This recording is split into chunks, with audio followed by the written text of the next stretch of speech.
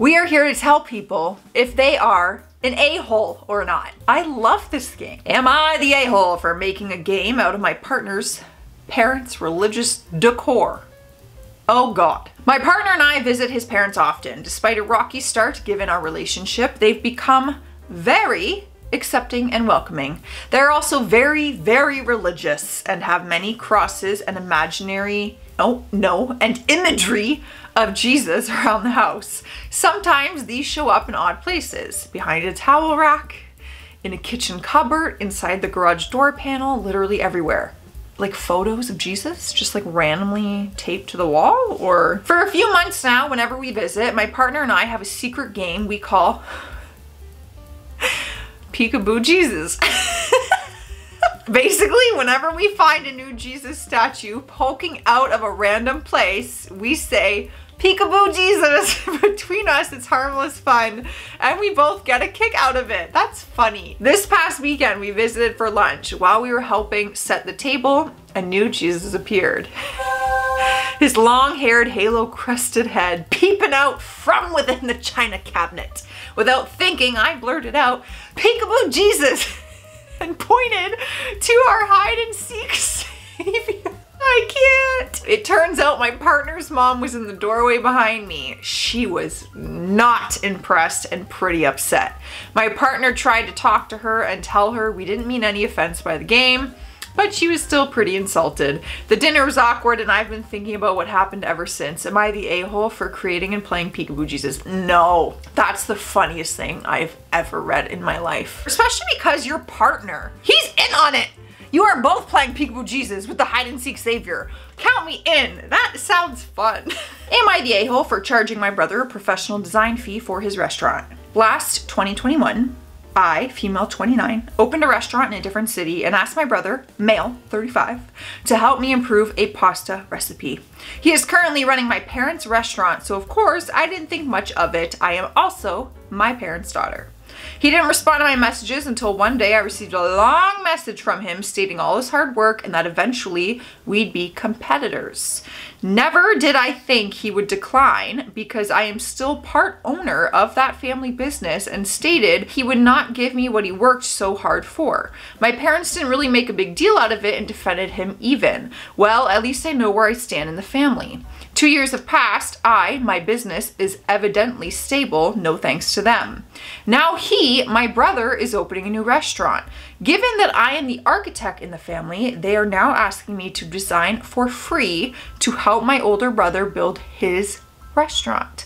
But since he declined my simple request last time, am I the a-hole for declining his request now? Please enlighten me. Nah, I would do the same thing. Cause I'm petty. No, it's just like, if you didn't give me that respect, why do I have to do that for you? Typing this out sounds insane and I really don't think I'm in the wrong, but I need to know. A friend invited me to a dinner party at her house a few weeks ago. The actual dinner party was last night. I asked if I should bring anything, but she said no. It's not a potluck. She'll be making dinner for everyone. That was nice of you to offer.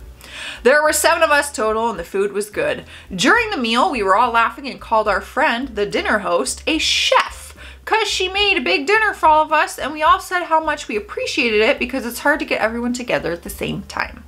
At the end of dinner, we all helped clean, wash the dishes, and have some wine. It started getting late, so people started to head out. And on our way out, the dinner host said, don't forget to Venmo, Cash App, Zelle her. Some of us were confused because we had no idea what we had to send her. So I asked her, what am I sending you money for? And she said, for cooking dinner.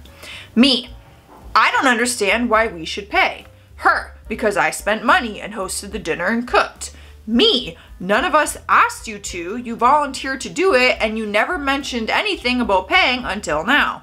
Her, I didn't do this for free. Me, you should have told us before you hosted that you expected this. I don't think it's fair to just bring this up and expect people to pay. She called me an a-hole and said again that she didn't spend hours to cook, grocery shop for free. I have never heard of this, like ever. We kept arguing and after a while I just Venmo'd her the $40 she asked for from 7 people? Damn, what the hell did you guys eat? I don't think I'm the a-hole at all, and some of my friends agree with me. Some have said it's normal to pay for dinner during a party dinner house at someone's house. A dinner party at someone's house. So now I'm not sure. Listen, I think it's just like a lack of communication. Like this could have totally been avoided. Like when you asked, oh, do you need me to bring anything? She could have said, no, I'm gonna do all the grocery shopping and cooking, but if you could pitch in for like the money, like the groceries, that'd be great. Am I the a-hole for taking in my daughter, but not my stepdaughter? Okay, this sounds a little serious. My wife cheated on me, got pregnant, had a kid, we divorced, she moved in with her affair partner. Ho! Fast forward 5 years, my ex cheats on her new husband that she left you for. Her new affair partner does not want her. Her ex-husband leaves the country. I get a call that she needs help because she's about to become homeless. I agree to take in my daughter to help her out. She wants me to take both girls. So the second daughter is from the man that she left and cheated on you with. Oh, I don't want to do that. I don't think I should make myself financially responsible for that kid in any way. I have heard horror stories about being forced to pay child support for a kid that is not yours. She's calling me an a-hole for separating her daughters and holding a 5-year-old girl responsible for her mother's mistakes. I am just trying to stay clear of any legal problems. What a terrible situation for everyone. That's a lot. I don't think you're an a-hole for having reservations. I am curious to know what ended up happening. Am I the a-hole for not wanting to change my first dance song because of my stepsister's association with it? Pretty much what the title says, so I'm going to keep it quick. We've chosen our first dance song. My stepsister is not at all happy because she and her ex-husband also had this at their wedding, and she said she's a lot of memories with this particular song. She asked if I could change it. I told her I get it, but this is what we want, and I don't want to change it. She said she understood, but she's acting different around me, and I could tell she was mad/upset. Most people who know about this don't think I'm doing anything wrong, but I had my sister and one of my friends tell me I'm being selfish and not understanding here. Am I the a-hole? Girl, if that song lights your soul on fire, and that is special between you and your husband-to-be, I will put my stuff aside for your special day. No, I don't think you're the a-hole. Am I the a-hole calling my girlfriend selfish for refusing to learn sign language for my daughter? People have determined not the a-hole. My daughter Ruby was born mute. She can understand words, but we use sign language to communicate. While she can use her phone or write, obviously she prefers to sign. The issue is my girlfriend Amanda. We have been dating for around 9 months and introduced our children around 3 months ago. They don't know sign language, so communication with Ruby was awkward at first. She hates having to write or use her phone at home. So I taught Amanda some basic signs beforehand, and I've continued teaching her and Mia more in this time. Mia is getting a lot better actually. But Amanda has apparently decided it's too hard and refuses to learn anymore. She says that it's unnecessary, since Ruby can understand her and communicate other ways. While Ruby is usually willing to do that for them, she doesn't enjoy it and finds it frustrating. I told Amanda she's being selfish and lazy, that it's not fair to put all the effort on Ruby. It's one thing if she doesn't get it after years, but it's only been a few months. It's just ridiculous. We got into a fight over it, and she basically called me an a-hole and said it's not her fault that she struggles with it. But that doesn't mean just give up. If she wants to be in our life, it's the bare minimum effort to put in. I clearly think she's just being selfish while she thinks I'm an a-hole and unfair. I vented to my brother and he agreed with Amanda that I can't force her to learn and not everyone is good with language, and that Ruby doesn't need it and that I'm coddling her. I'm honestly still pissed off, but I do love Amanda. She's normally thoughtful and kind, and I guess it's possible it's just being me overprotective of Ruby. I think it's a reasonable expectation, but I'm starting to doubt myself. As a girlfriend, I would want to be able to communicate with her the way she's most comfortable. If you're in it for the long haul, this is your life partner that you're choosing, wouldn't you want to be with a partner who wants to really do that for Ruby? Am I the a-hole for not wanting to make dinner every night? Are there people out there who actually want to make dinner every night? I, 40 female, had jaw surgery in November and have had my jaw wired shut ever since. I'm mostly surviving on Ensure, blenderized soups, smoothies, and baby food. Oh, that's rough. It's been tough. During this time, I've continued to make my child's breakfast every morning, make his lunch for school, do the grocery shopping, and make dinner most nights. Honestly, it's torture. You're a hero. My husband, 40, works full time and doesn't really feel like cooking when he gets home. I get it, but at the same time, making dinner every night and having to watch and smell it cook when I know I can't eat it is awful. And I know there's a lot of ways to blend proper meals, but by the time I add enough broth, juice, etc. to make it drinkable, it's disgusting. The other night, I asked if he could make dinner at least a few nights a week, and he got pretty offended. Bruh.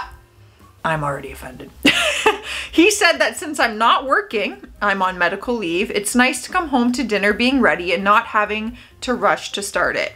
Last night, I thought I could compromise and get all the ingredients prepared and ready so he could just do the actual cooking, and he was pretty ticked off all night. Am I being unreasonable? Am I the a-hole for not wanting to cook every night? That does not make you an a-hole. I hate when someone asks for help and they instantly come back with, well, your life's easier than mine. I do this, and they list off all the things they do, and it's like, great, I'm not trying to compare. I'm just asking for some help.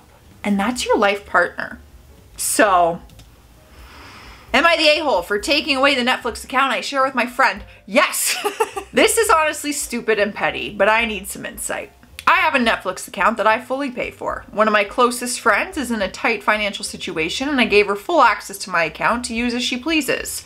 Said friend is in a long-term, long-distance online relationship.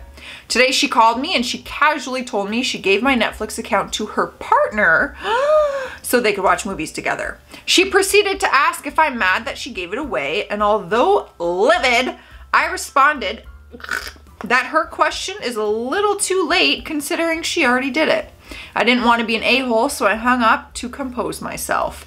Then I decided to change my password and sign out all devices currently logged in. I don't know what just happened there. Am I the a-hole for doing this? I didn't mean to be selfish. I would have been fine with them both using if she'd asked. I don't think you're an a-hole. I feel like it could have just been talked about better, communicated. Like maybe if she apologized for not asking, you could get over it. Am I the a-hole for not giving my daughter who eloped cash for her honeymoon? My daughter Jane recently eloped with her partner of 5 years. My wife and I were excited when they got engaged to plan a wedding, but she said she didn't want to rush setting a date or planning a wedding. This was understandable to us, and we didn't want to rush them either, but we let her know we would contribute a set amount to her wedding when the time came. Then last week she tells me she has an announcement and they actually eloped together because they decided they didn't want the big event with all the attention on them. This was a little disappointing, but we understood. She's never been the type to want the spotlight on her, so while we weren't expecting it, it wasn't the biggest shock in the world. What did feel like a shock is when she assumed we'd just give her that amount of cash straight up. She said they wanted to use it to take a month-long traveling sabbatical/honeymoon. My wife and I told her the money we were prepared to give her was for the family event, the wedding, not just for her to do as she pleases. If she didn't want a traditional wedding, that's fine, but we never told her we were just giving her, say, $15K for the act of getting married. We just didn't want her to have to spend a ton of her own funds on a wedding, and since relatives and family friends would have been presumably been there, we were happy to pay for it so she wouldn't have to.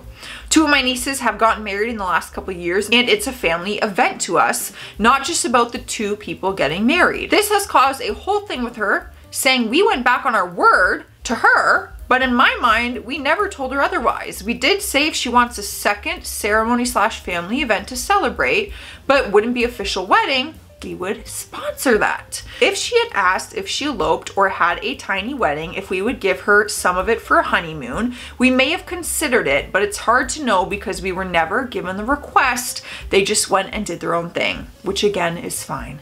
Am I the a-hole for not just giving her the cash we would have paid?